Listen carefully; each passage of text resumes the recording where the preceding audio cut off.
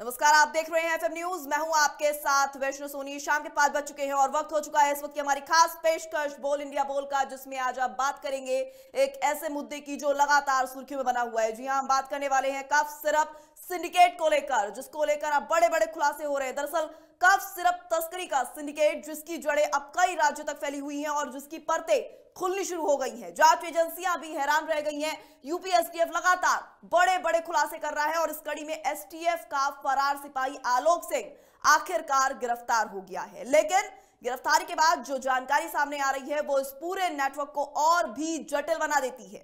इसलिए आज का बड़ा सवाल, क्या नशीले कफ सिरप का ये काला कारोबार सिर्फ कुछ लोगों का काम है या इसके पीछे बड़े सफेद पोश की पूरी फौज छिपी हुई है? इसी पर जानेंगे, इसी पर ही विस्तार से बात करेंगे। लेकिन उससे पहले देखनी होगी आपको ये रिपोर्ट। वाराणसी में देखा जाए तो कफ सिरप के मामले में आज से 1 साल पहले चंदौली में कफ सिरप बरामद की गई थी। उसमें राजा अनंत जी की हत्या भी हुई थी। उसी मामले में को लेकर के बताया जा रहा है कि शुभम जायसवाल के द्वारा राजा अनंत जी की हत्या की गई थी। हमारे साथ बातचीत करने के लिए उनके परिजन है, आइए देखते हैं। देखा जाए कि जब शुभम जायसवाल के ऊपर जो आप लोगों के द्वारा बोला जा रहा है कि उन्होंने ही राजा अनंत जी का हत्या किया है, इस पे आज आप पुलिस कमिश्नर सर से मिले थे, क्या आश्वासन मिला है आपको? हाँ, ये आश्वासन दिए हैं कि कार्रवाई होगी और जांच कराई जाएगी, लेकिन जब FIR दर्ज नहीं किए तो जांच क्या कराई जाएगी या कार्रवाई क्या होगी, ये समझ लीजिए आप। जैसा कि देखा जाए कि 1 साल पहले की ये घटना है, उस समय FIR दर्ज क्यों नहीं हुई थी? और मेडिकल पे भी आप लोगों का सवाल है कि मेडिकल नहीं कराया गया था, मेडिकल की सही रिपोर्ट नहीं दिखाई गई थी, इसके बारे में आपका क्या कहना? ऐसा था कि मेडिकल रिपोर्ट में इथाइल अल्कोहल विष जो है निकला था, जो कि अत्यधिक शराब पीने से मौत, लेकिन वो कभी शराब पीता ही नहीं था।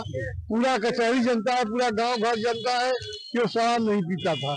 जैसा कि सोशल मीडिया पर तमाम वीडियो वायरल हो रही हैं कि अमित सिंह टाटा और शुभम जायसवाल के बारे में अनंत जी जानते थे और इसको बताने के लिए प्रशासन के पास वो जाना चाहते थे, इसके वजह से उनकी हत्या की गई, इसका क्या कहना? हाँ, ऐसा था कि इनके सिंडिकेट के विषय में उसको मालूम था।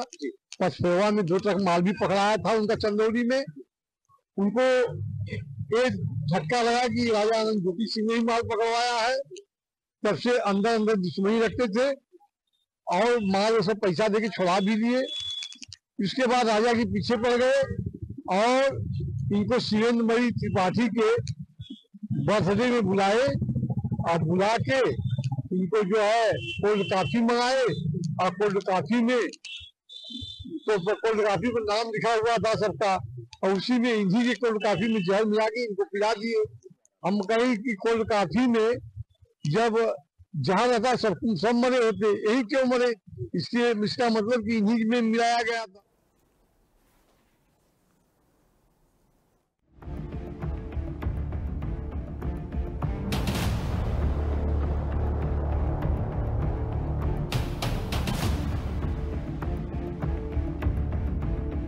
नशीले कफ सिरप की तस्करी का खेल, अरबों की अवैध कमाई, फर्जी फर्में, विदेशों में तैयार प्लान और भारत से बांग्लादेश तक फैला नेटवर्क। यूपी एसटीएफ के लिए सबसे बड़ा सरदर्द बना सिपाही आलोक सिंह आखिरकार गिरफ्तार हो गया।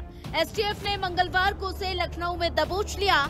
एक दिन पहले ही उसका लुकआउट सर्कुलर जारी हुआ था और उसके तुरंत बाद ही तकनीकी निगरानी के आधार पर उसे पकड़ लिया गया। पूछताछ में आलोक सिंह ने एसटीएफ को बताया कि वो आत्मसमर्पण करने लखनऊ कोर्ट जा रहा था और इसके लिए उसने अर्जी भी तैयार कर ली थी, लेकिन एसटीएफ को पहले से ही उसके मूवमेंट की पुख्ता जानकारी मिल चुकी थी और कोर्ट पहुंचने से पहले ही उसे पकड़ लिया गया। बताया जा रहा है कि नशीले कफ सिरप की तस्करी में कई गिरफ्तारियों के बाद आलोक सिंह विदेश भागने की फिराक में था और यही वजह थी कि लुकआउट सर्कुलर जारी होने के बाद उसके सभी ठिकानों पर दबिशें बढ़ा दी गई थी। इस केस का सबसे चौंकाने वाला पहलू है दुबई कनेक्शन और कफ सिरप तस्करी सिंडिकेट का मास्टरमाइंड शुभम जायसवाल माना जा रहा है, जो दुबई भाग चुका है।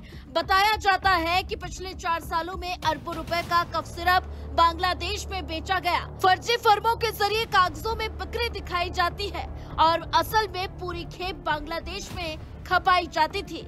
और इसी मामले में शुभम के पिता भोला जायसवाल की ट्रांजिट रिमांड सोनभद्र पुलिस को मिल गई। उन्हें कोलकाता से सोनभद्र लाया जा रहा है। उम्मीद है कि पूछताछ में इस सिंडिकेट से जुड़े कई सफेद पोशों के नाम सामने आ सकते हैं। सूत्रों के मुताबिक ईडी भी इस पूरे मामले में एंट्री करने वाली है, क्योंकि करोड़ों की मनी लॉन्ड्रिंग का शक बेहद मजबूत है। और वहीं इस मामले को लेकर प्रशासन का कहना है कि प्रत्यर्पण संधि के तहत आरोपी को देश लाया जाएगा और साक्ष्यों के आधार पर इससे जुड़े लोगों पर कार्रवाई की जाएगी। नोटिस जारी करेंगे अति शीघ्र। उसकी एक प्रक्रिया होती है, उस प्रक्रिया को हम लोग आरंभ कर दिए हैं और उसके तहत इसका प्रत्यारोपण हमारे देश में किया जाएगा। बिल्कुल बिल्कुल इसमें गिरफ्तारियां होंगी। इसमें जो रूलिंग है, जो केमिस्ट हैं, जो दुकानदार हैं, उनको एक मौका देना होता है कि जो अपने अभिलेख कि जो उन्होंने कफ सिरप खरीदा था उसका क्या प्रयोग किया। तो सभी लोगों को नोटिस दिए जा चुके हैं। समय सीमा लगभग समाप्त हो गई है। जो लोग कोई संतोषजनक स्पष्टीकरण नहीं दे पा रहे हैं उन सबके विरुद्ध एनडीपीएस की धारा उसमें लगा करके उनकी गिरफ्तारी, क्योंकि अभी तक जितनी भी धाराएं थी वो 7 साल से कम की थी। एसटीएफ ने गोमती नगर से 27 नवंबर को अमित कुमार सिंह उर्फ अमित टाटा को गिरफ्तार किया था। 100 करोड़ के कफ सिरप तस्करी में आरोपी अमित टाटा की कुछ तस्वीरें पूर्व बाहुबली सांसद धनंजय सिंह के साथ वायरल हुई और जिसके बाद सियासी तापमान और बढ़ गया। और इसके बाद मंत्री ओम प्रकाश राजभर की भी शुभम जायसवाल के साथ तस्वीरें सामने आई, जिस पर उन्होंने कहा, हम लोगों के यहाँ हर तरह के लोग आते हैं, मिलते हैं, फोटो खिंचवाते हैं, तो आप उस फोटो से उससे क्या जांच कराइए। जांच में जो दोषी उसके खिलाफ यार तुमने ऊपर कर दिया, सही है। ये झूठ का पुलिंदा फैला रहे हैं, ऐसा कुछ है नहीं। हम लोग भी दूसरों को बैठ करके देख रहे हैं। जो हमारे बीएलओ हैं और अधिकारी अध्यापक लगाए गए हैं, सहायक पंचायत सहायक लगाए गए हैं, जो भी अधिकारी लगाए गए हैं, सब बाकायदे सबके नाम फार्म में फिलअप हो रहे हैं। कहीं कोई दिक्कत नहीं है। नाम कट रहे हैं जो स्वर्ग में चले गए हैं या नरक में, उनके नाम कट रहे हैं। उस बात को लेकर के विपक्ष को चिंता है। भारतीय जनता पार्टी माफिया जीवी पार्टी है, माफिया जीवी है। भाजपा में इनकाउंटर माफिया, भाजपा में कफ सिरप माफिया, भाजपा में नीट माफिया, भाजपा में स्क्रैप माफिया, भाजपा में थाना के लिए वसूली माफिया। तो एक तरफ गिरफ्तारी, दूसरी तरफ विदेश से भागे मास्टरमाइंड और राजनीतिक गलियारों में वायरल तस्वीरों ने हलचल बढ़ा दी है। और अब अगला सवाल यही है कि क्या कफ सिरप तस्करी के इस धंधे में वाकई बड़े सफेद पोशों की हिस्सेदारी है? क्या दुबई से चल रहा ये नेटवर्क भारत में बड़े स्तर पर ऑपरेट हो रहा था? और सबसे बड़ा सवाल, जब अरबों का खेल था तो क्या सिर्फ कुछ नामों पर कार्रवाई काफी होगी? आने वाले दिनों में ईडी की एंट्री और एसटीएफ की पूछताछ इस केस की अगली बड़ी कहानी लिखने वाली है। Bureau report, FM news.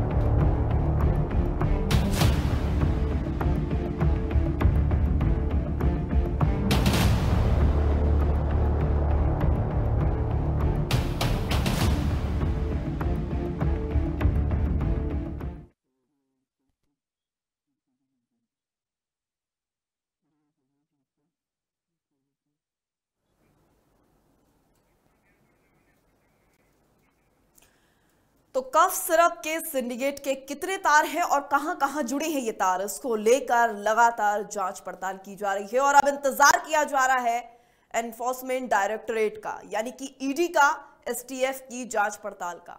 इससे पहले देखा गया है जब जब अवैध अतिक्रमण हुए हैं, अवैध कारोबार हुए हैं, तो किस तरीके से वहां पर एंट्री ली है ईडी ने, एंट्री ली है उन तमाम जांच एजेंसियों ने जो लगातार उनके तार खंगालती हैं और परत दर परत उस पूरे मामले को समझने का, तह तक जाने का प्रयास करती हैं। और जनता के सामने इस तरह के जो मुद्दे होते हैं, इस तरह की जो अवैध गतिविधियां जो संचालित हो रही होती हैं भारत में, उसका पर्दाफाश करती हैं। अब ऐसे में इस पूरे मामले को लेकर अगर बात की जाए, यहां पर जो अवैध कप सिरप का मामला सामने आ रहा है, जिसके दुबई से सीधे सीधे कनेक्शन जोड़े जा रहे हैं, और साथ ही जानकारी है कि इसमें कई लोग जो हैं वो राजनीतिक गलियारे से भी हैं, राजनीतिक गलियारे के प्रमुख चेहरे भी इसमें शामिल हैं। तो उन पर ईडी की किस तरीके से गाज गिरती है, किस तरीके से उन पर कार्रवाई होती है, इस पर नजरें टिकी हुई है। क्या सवाल ये उठ रहा है कि क्या धनंजय सिंह जैसे बाहुबलियों पर ईडी जैसी जांच एजेंसियों की रडार पड़ेगी, या उनके जैसे जो अन्य उनके कनेक्शंस हैं या उनके अन्य सहयोगी हैं, उनका भी भंडाफोड़ हो पाएगा या नहीं? कहां तक ये कार्रवाई हो पाएगी और कितने लोगों के नाम इस पूरे अवैध कोडिन में सामने आते हैं, अवैध कारोबार में सामने आते हैं, इस कफ सिरप कांड में सामने आते हैं, इस पर फिलहाल नजरें टिकी हुई हैं। लेकिन गौरतलब है 10 सालों से अवैध कोडिन की यहां पर सप्लाई हो रही थी, लेकिन किसी को कानो कान भनक नहीं लगी। और अब जब यह मामला सामने आया है तो मामला लगातार तूल पकड़ता जा रहा है, और अब तक कई लोगों की इस मामले में आपको बता दें गिरफ्तारी हो चुकी है, और उन गिरफ्तारियों में कई प्रमुख चेहरे बताए जा रहे हैं जो सीधे राजनीतिक गलियारे की हैं। वहीं इस पूरे मामले में जो मुख्य आरोपी है, जो सरगना है, वो भी राजनीतिक संरक्षण उसको प्राप्त है, इस तरह की जानकारी जो है अब सामने आ रही है। ऐसे में प्रशासन की अगर ये मिली भगत है तो प्रशासन की इस मिली भगत का कब पर्दाफाश होगा, क्या कुछ जांच में निकलकर सामने आएगा, ये फिलहाल अभी कह पाना मुश्किल है। लेकिन नजरें टिकी हैं तमाम जांच एजेंसियों पर, पुलिस प्रशासन पर, अधिकारियों पर, जो इसको लेकर जल्द ही पर्दाफाश कर सकते हैं।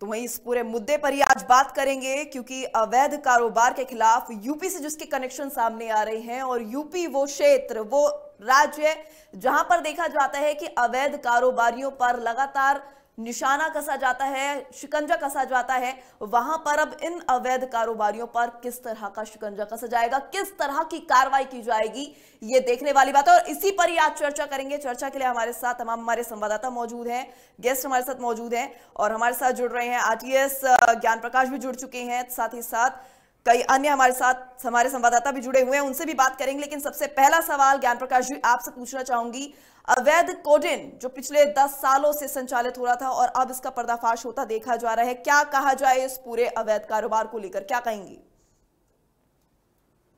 कहना तो यही है कि इसमें केवल माफियाओं को पहले सीधे जोड़ लेना तो जल्दबाजी हो गई। इसका मतलब कहीं ना कहीं हमारे जो फार्मासिस्ट हैं, जो हमारे ड्रग इंस्पेक्टर्स हैं, जहां ये फैक्ट्री बन रही थी, वहां पर क्या कोई कार्रवाई नहीं हुई? क्या उनके द्वारा कहीं लिखित पुलिस को या अपने विभाग को, उच्च अधिकारियों को, संबंधित मंत्री को अवगत कराया गया? उनकी नाक के नीचे इतना बड़ा सारा कारोबार पनप रहा है। जब ये दिखाया गया कि ये बोतल बड़ी महंगी है तो बड़े बड़े लोग उसमें घुसते चले गए, फिर माफिया घुसते चले गए, लेकिन शुरुआत तो वहां से हुई। यानी कहीं न कहीं कोई छोटा सा छेद था जिसको बहुत बड़ा सा मेन होल बना दिया गया। उस मेन होल से उस जेल की सुरंग से सारे लोग निकल के अपना एंजॉय करने लगे।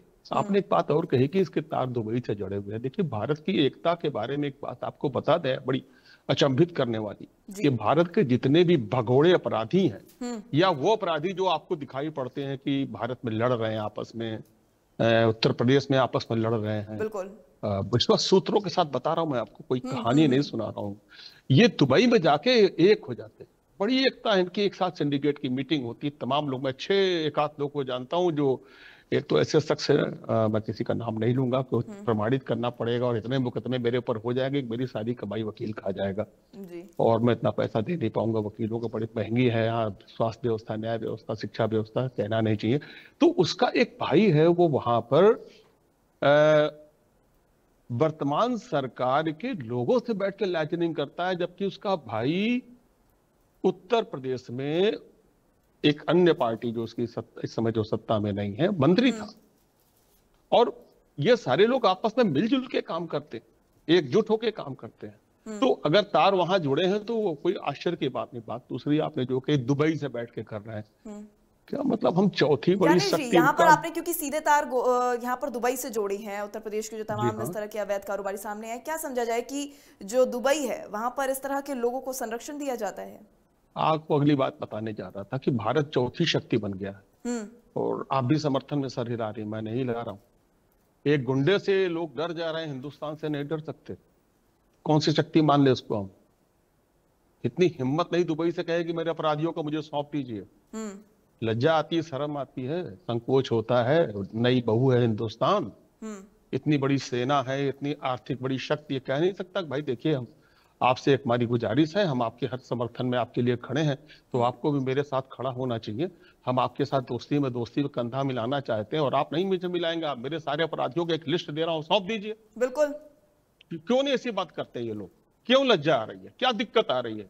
जब वहां से लोग यहाँ आएंगे ना, तो यहाँ के जो बाहुबली हैं उनकी हालत खराब हो जाएगी। जो ये सफेद पोश, ये बाहुबली, ये नेता, ये अपराधी, इनकी हालत खराब हो जाएगी, क्योंकि उनसे फिर टाइट होकर पूछा जाएगा, बताया जाएगा, प्रमाण लिया जाएगा। एक बात और मेरी पता नहीं, मैं भूल जाऊंगा कि अभी जिनका नाम लिया है ना, वो सिपाही और ये फला फला फला, ये सारे लोग अभी न्यायालय से फिर छूट के आ जाएंगे, क्योंकि विवेचना के लूपोस का वकील फायदा उठाते हैं और विवेचना का जो लिपिबद्ध किया जाना है, लिखा जाना है, वो आज भी बहुत कमजोर है। उसमें बहुत ही जबरदस्त। अब ईडी का प्रवेश आपने बताया, थोड़ी सी मुझे राहत हुई कि हाँ ईडी घुस रहा है, तो वो उसके डॉक्यूमेंटेशंस बहुत अच्छे होते हैं, बहुत मजबूत होती है। लेकिन उस डॉक्यूमेंट से इस वो सिपाही का नाम लिया और तमाम लोगों का नाम लिया, उनको कैसे जोड़ेगी ईडी और कैसे जोड़ेगी पुलिस, ये बहुत बड़ी बात हो रही है। एक बात और अपनी बात करके खत्म करूंगा कि ये पूरा भारत देखा जाए तो हर क्षेत्र में माफिया है। ये नहीं कह सकते कि वहां माफिया नहीं है, और जहां अन्य पार्टियों की सत्ता है वहां माफिया हर जगह है। बस पकड़े जाए, ये महत्वपूर्ण है। ये सरकार को फेल हुई इसको पकड़ने में, लेकिन पास भी हो गई, इसी ने तो पकड़ा। हम इस सरकार का पक्ष नहीं ले रहे हैं, ऐसा मत कहिएगा। हमने सभी सरकारों के अधीन काम किया, सभी सरकारों के अधीन ऐसे लोगों को पकड़ा है, लेकिन पकड़ा तो इन्हीं लोगों ने है। लेकिन बस इनसे निवेदन यही है पुलिस के अधिकारियों से कि अपनी कठोर निगाह में रख के विवेचना कराएं, लिखा पढ़ी कराएं, और पढ़े। मुझे लगता है कि टॉप लेवल के ऑफिसर्स को उसमें लगाया जाए, वो ज्यादा अच्छा रहेगा। और कोर्ट में जबरदस्त पैरवी की जाए, इनकी जमानत न होने दी जाए और इनके संपत्ति का चिन्हीकरण के ध्वस्तीकरण कराया जाए। धर्म जात मजहब में बंटने की आवश्यकता नहीं है, बहुत ज्यादा बट चुके हैं। हिंदुस्तान विखंडन के कगार पर चला जाएगा। इन अपराधियों की कमर तोड़ देंगे तो इससे जनता को बड़ी राहत मिलेगी। और जो महिमा मंडन होता है ना अपराधियों का, एक नंबर की सारी गाड़ियां लेकर घूमने वाले, इस पर रोक नहीं लगा पा रही सरकार। क्यों भाई, क्या दिक्कत आ रही रोक लगाने में? बिल्कुल ज्ञान प्रकाश जी, बिल्कुल आप सही कह रहे हैं। इस पर देखिए सवाल तो खड़े हो रहे हैं, आपसे बिल्कुल आपकी प्रतिक्रिया जानेंगे, लेकिन क्योंकि हमारे साथ अन्य गेस्ट भी जुड़े हुए हैं, मृतक के पिता हमारे साथ जुड़ चुके हैं, उमेश प्रताप सिंह भी जुड़े हुए हैं। उमेश जी, आपसे जानना चाहूंगी, आपने तो अपने को खोया है, किस तरह के इस पूरे घटनाक्रम को आप किस तरीके से देख रही हैं? ऐसा है मैडम कि मैं जो है इसको जो है जो ये सिंडिकेट चल रहा था बनारस में, ये बहुत दिनों से चल रहा था और यहाँ की पुलिस कहीं न कहीं मिली हुई थी हैं। इस वजह से जो है ये जो है फलता फूलता रहा। जो है ये जो है राजा जो है वो जो सिंडिकेट जब मालूम हुआ तो इन्होंने जो है उसको पकड़वाने के चक्कर में, अब पकड़वाए भी लगता है हमको, जो वहाँ पचपेड़वा चंदौली में पकड़ा गया था माल, इन्हीं ने पकड़वाया था। इस वजह से वो सब इनसे बुरा मानने लगे और कहीं से न कहीं से इनको घेरने के चक्कर में पड़े और अंत में बर्थडे पार्टी में बुलाकर इनकी हत्या कर दिए जहर देकर। संक्षेप में जान लीजिए जी। उमेश जी, ऐसे में प्रशासन से क्या कहना चाहेंगे? प्रशासन से किस तरह की अपील करेंगे? क्योंकि अभी तक कई कारोबारियों पर देखिए शिकंजा कसा जा रहा है और भी इसमें कई लोगों के शामिल होने की जानकारी सामने आ रही है। क्या कहेंगे आप अभी तक की फिलहाल कार्रवाई को देखते हुए? प्रशासन से मैं यही कहूंगा कि इसकी सही ढंग से जांच हो और जो दोषी है उसके ऊपर सख्त से सख्त कार्रवाई हो और दोबारा इसकी पुनरावृत्ति न हो। बिल्कुल, जैसे हम रो रहे हैं वैसे दूसरा कोई न रोए जो है।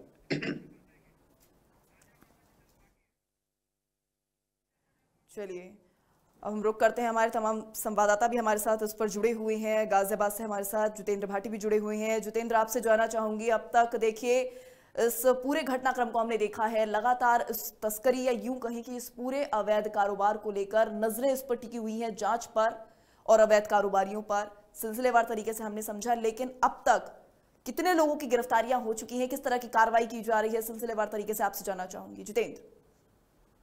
देखिए, पहले गाजियाबाद में जब गाजियाबाद क्राइम ब्रांच ने इस सिरप को पकड़ा था तो ये महज एक सिरप के यूं समझ सकते हैं कि एक सिरप को एक जगह से ले जाकर दूसरी जगह खपाने की बात सामने आई थी। ये सामने आया था कि कालाबाजारी चल रही है सिरप की, लेकिन जैसे जैसे इसकी जांच होती रही और तमाम चीजें सामने आती रही, उसमें कहीं ना कहीं ये साफ हो गया कि सिरप का खेल पूरे उत्तर प्रदेश में नहीं बल्कि पूरे देश भर में चल रहा है। और अब ईडी के हस्तक्षेप में और कई चीजों का खुलासा होगा।